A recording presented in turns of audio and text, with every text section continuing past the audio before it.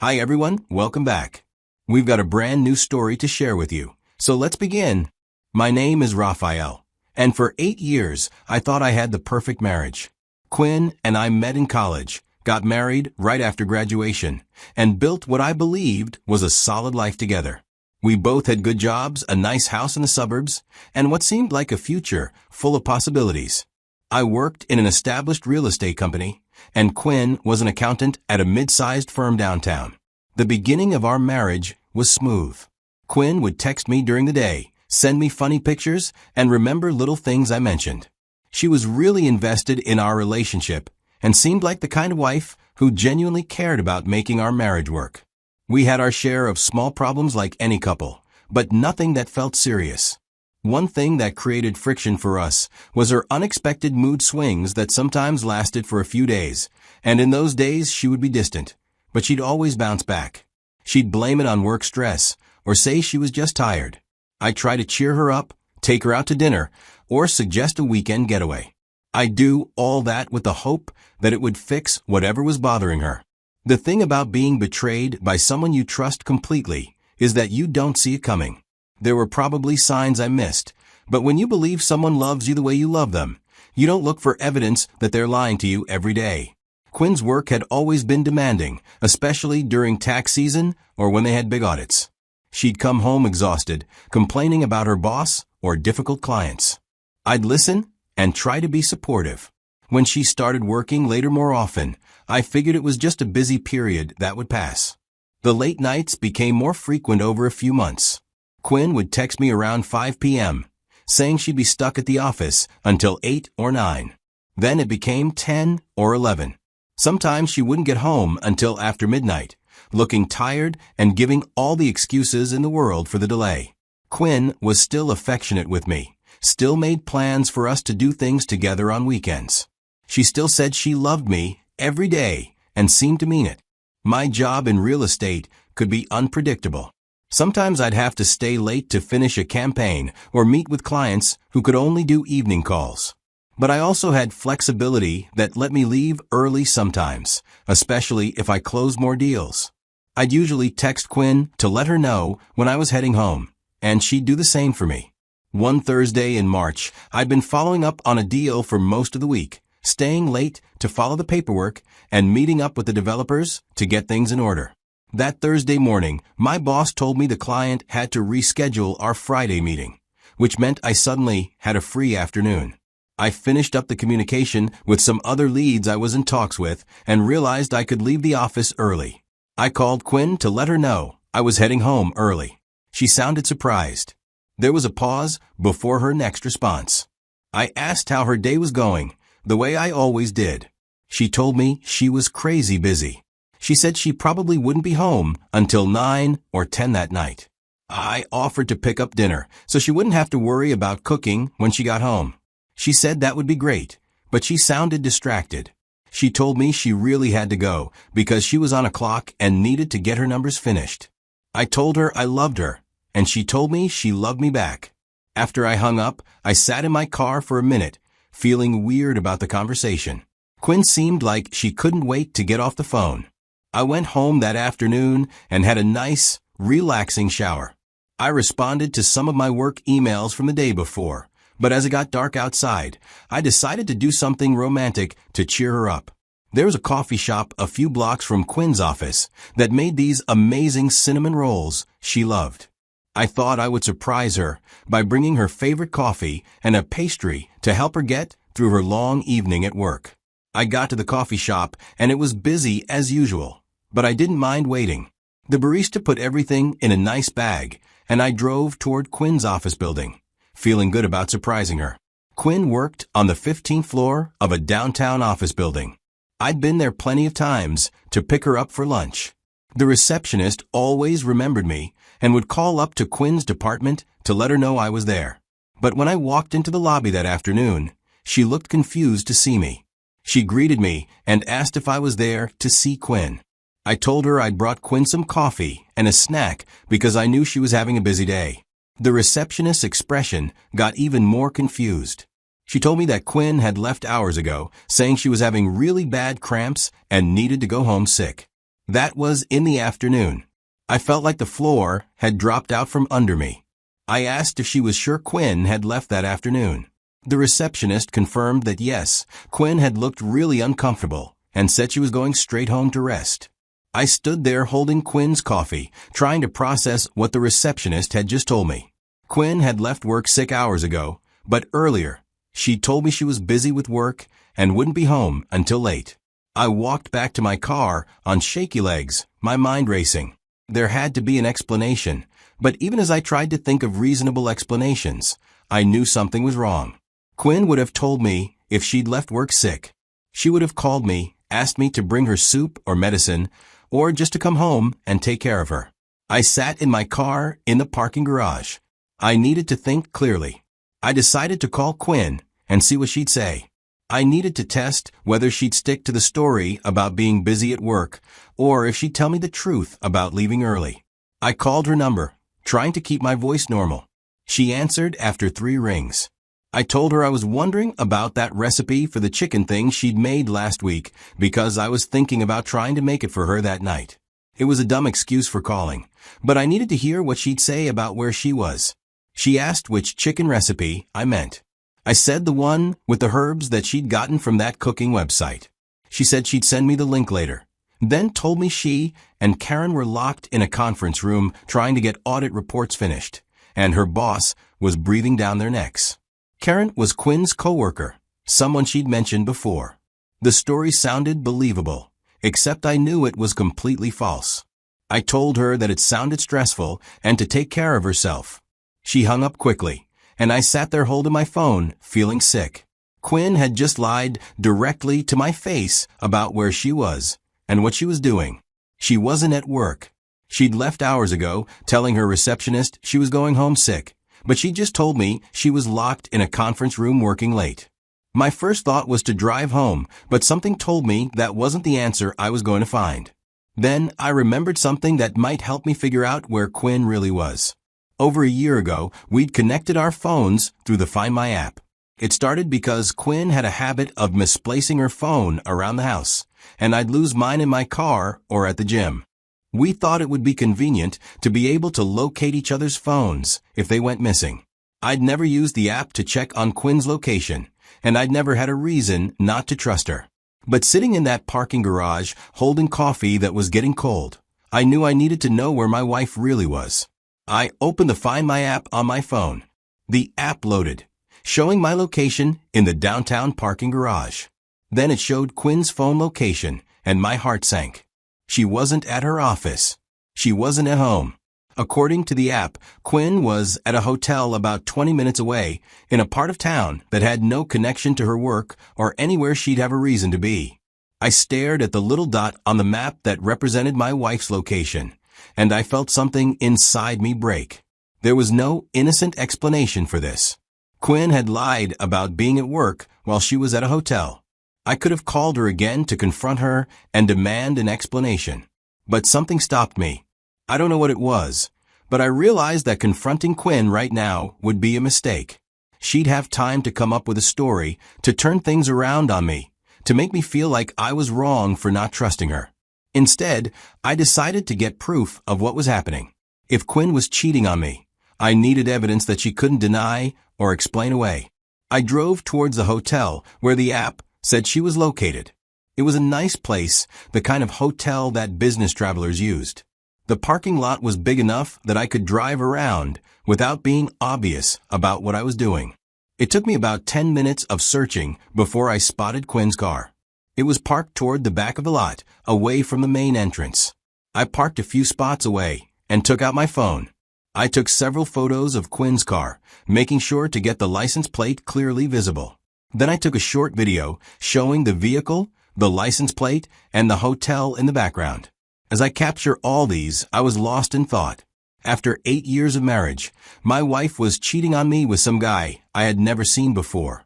She'd been lying to me for who knows how long, making up stories about work while she could actually be spending time in hotels with another man. The drive home felt like it took forever. I kept thinking about all the times Quinn had said she was working late, all the business trips, all the nights she'd come home tired. How long had this been going on? How many lies had she told me? As I got home, I tried to go about my normal evening routine. I changed out of my clothes, made myself a sandwich, and sat down to watch TV. Quinn came home around 9:30, which was earlier than she'd said she would, but still late enough to support her story about working. I heard her car in the driveway. She came in looking exactly like someone who'd had a long, tiring day at work.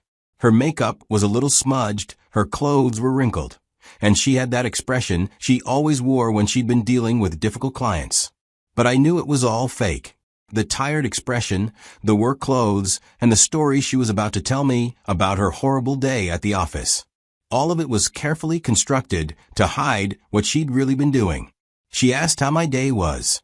It was such a normal question, the kind of thing we asked each other every day. But hearing her ask it now, knowing that she'd spent the evening in a hotel with another man, made me feel sick. But I told her it was fine, not looking at her. Quinn waited for me to ask about her day, which was usually what happened next in our routine. When I didn't say anything, she started talking anyway. She launched into a story about what a disaster her day had been. She said that the audit she'd been telling me about turned into a huge mess. She claimed she and her coworker were stuck in that conference room for hours, going through files. She said her boss kept coming in every 20 minutes, asking for updates they didn't have yet. She was good at this, I realized. The story sounded believable. She had details and names and frustrations that seemed real. If I hadn't seen her car at that hotel, if I hadn't caught her in the lie about leaving work early, I would have believed every word. But yet, I said nothing. Quinn waited for me to say something, but I didn't. I couldn't trust myself to have a normal conversation with her. Everything I wanted to say would have given away what I knew. She tried to get me to talk, asking about anything that came to her mind. I just kept nodding. After a while, she gave up and went to take a shower. When Quinn came back downstairs, I had moved to the guest bedroom. I was sitting on the bed, still trying to process how good the woman I married is at lying. Quinn appeared in the doorway, wearing her pajamas, looking confused. She asked why I was in there. I didn't say anything. She asked if she'd done something wrong. The question almost made me laugh. Did she do something wrong? She lied to me multiple times, and then came home and continued lying. But I wasn't ready to have that conversation yet. I told her I just needed some space. Quinn stood in the doorway for a long moment, and I could see her trying to figure out what was going on. She probably ran through all the possible reasons I might be upset with her, but I doubt she considered that I might know about her affair. She said goodnight and went to our bedroom, leaving me alone with my thoughts, anger, and my broken heart. I didn't sleep much that night. I thought about all the lies Quinn had told me, not just that day, but probably for months. But mostly, I thought about what I was going to do next. I could have confronted Quinn the next morning. I could have shown her the photos and demanded an explanation. I could have yelled at her or begged her to end the affair and try to save our marriage. But something inside me had shifted. Maybe it was how easily she'd lied to me over and over again, without any sign of guilt. Maybe it was realizing that the woman I'd been married to for 8 years wasn't the person I thought she was. Whatever it was, I knew that confronting Quinn wasn't what I wanted to do. She'd made her choice, and now I needed to make mine. The next morning, Quinn tried to act normal. She made coffee, asked about my plans for the day, and mentioned that she might have to work late again. I could tell she was still confused about why I'd slept in the guest room, but she was trying not to make it into a bigger issue. I continued avoiding any real conversation. When Quinn left for work, I called in sick to my office and spent the day researching divorce attorneys. I'd never thought about getting divorced before. Even when Quinn and I had problems, the idea of ending our marriage never seriously crossed my mind. But sitting in my living room, looking at lawyers' websites and reading about property division and asset protection, I knew this was what I had to do. I found an attorney who specialized in divorce cases involving cheating. Her website said she had 15 years of experience helping people navigate the legal and emotional challenges of ending marriages that had been damaged by affairs. I called her office and explained my situation briefly. She agreed to meet with me that afternoon to discuss my options. The attorney turned out to be a woman in her 40s with a direct manner that I found reassuring. I showed her the photos and videos I'd taken, explained about Quinn's lies, and told her I wanted to file for divorce. She told me I had strong evidence of adultery and that it should work in my favor regarding property division and other aspects of the divorce. She asked if I thought my wife knew that I was aware of the affair. I told her no, that Quinn thought I was just upset about something minor. Her advice was to keep it that way until we were ready to serve her with papers. She explained that the element of surprise would prevent her from hiding assets or trying to manipulate the situation.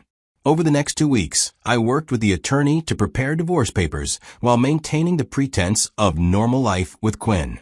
It was one of the hardest things I'd ever done. Quinn did come home late once in a while, telling me stories about work that I knew were lies. She continued trying to get me to talk about what was bothering me, becoming increasingly frustrated when I wouldn't talk to her. She stormed off to our bedroom one night, claiming I was being difficult for no reason. The attorney finished preparing the divorce papers 3 weeks after our first meeting. The paperwork was comprehensive, requesting an equitable division of our assets and citing Quinn's adultery as the grounds for divorce. My attorney asked if I was sure I was ready for this. She reminded me that once we served these papers, there would be no going back to pretending everything was normal. But I knew I was ready. She arranged for the papers to be served to Quinn at her office. I thought about the irony of that. Quinn would be at work, probably planning her next excuse to meet her lover, when a process server would hand her divorce papers that would change everything. I was at home when it happened, around 4 in the evening on a Thursday. I knew the exact moment Quinn got the papers because my phone started ringing immediately. I didn't answer. Quinn called 6 times in a row, then started sending text messages. She asked what this was and demanded I call her right away. She said she didn't understand what was happening and pleaded with me to call her back. She asked if I was serious about this and said we needed to talk. I ignored all of it. Quinn came home early that day, which was probably the first time in months she'd actually left work when she said she did. She appeared in the doorway holding the divorce papers, her face flushed and her eyes wide. She demanded to know what this was. I was in the living room when she came in, asking me what this was. I told her calmly that they were divorce papers. She said she could see that, but asked why. She wanted to know what was going on and said I couldn't just serve her with divorce papers without talking to her first. I told her that, actually, I could. Quinn sat down across from me, still holding the papers like she couldn't quite believe they were real. She said she didn't understand and that she knew I'd been upset about something lately. But this was crazy. She asked if I wanted to end our marriage because I was mad at her. For some reason I wouldn't even tell her. I looked at my wife and saw a stranger.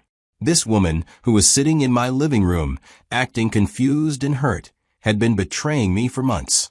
She'd been lying to my face every single day, making me feel guilty for being distant when she was the one destroying our marriage. I told her quietly that I knew about the hotel. The change in Quinn's expression was immediate. The confusion disappeared, replaced by something like panic. She asked what hotel, but her voice was different now. Instead of answering, I took out my phone and showed her the photos I'd taken that day 3 weeks ago. Quinn's car is in the hotel parking lot. The Find My app screenshot shows her location. Quinn stared at the photos, and I watched her completely panic. She said she could explain. I told her no, she couldn't. I told her about going to her office and learning she'd left early, claiming to be sick. Quinn tried several different approaches over the next hour. She tried to minimize what had happened, claiming it was just a mistake and didn't mean anything. She tried to blame me, saying I'd been distant and inattentive and she'd felt neglected. She wanted to promise it would never happen again and begged me to give her another chance. But I was done listening to Quinn's explanations with promises and manipulations. I'd heard enough of her lies. Quinn cried, pleaded, and tried to convince me. But the woman sitting across from me wasn't the person I'd married. Maybe she never had been. The divorce process took months. Quinn tried various tricks to change my mind or delay the proceedings. But my attorney had prepared for that. The evidence of Quinn's affair was clear and undeniable, which strengthened my position in every aspect of the divorce. Quinn's lover turned out to be a man I know from afar in commercial real estate. I have no idea how they met and how long their fling has been. The hardest part of the whole experience wasn't the legal process or the property division or even the betrayal itself. The hardest part was realizing that I'd been living with a stranger for years. The woman I'd loved and trusted and built a life with had never really existed. But there was something powerful about the way I handled the situation. By staying silent instead of confronting Quinn, I'd maintained control over the situation. My silence had been more devastating to Quinn than any argument or confrontation could have been. She'd spent 3 weeks knowing something was wrong, but not knowing what I knew or what I was planning. When the divorce was finalized, I felt sad. But I was free from a marriage that had been built on lies, free from a woman who'd been willing to betray me while smiling to my face every day. A year later, I'm in a much better place. I learned that sometimes the most powerful thing you can do when someone betrays you isn't to fight or argue or try to save what's already broken. Sometimes the most powerful thing is to quietly protect yourself, make your own plans, and let your actions speak louder than any words ever could. In the end, saying nothing said everything that needed to be said.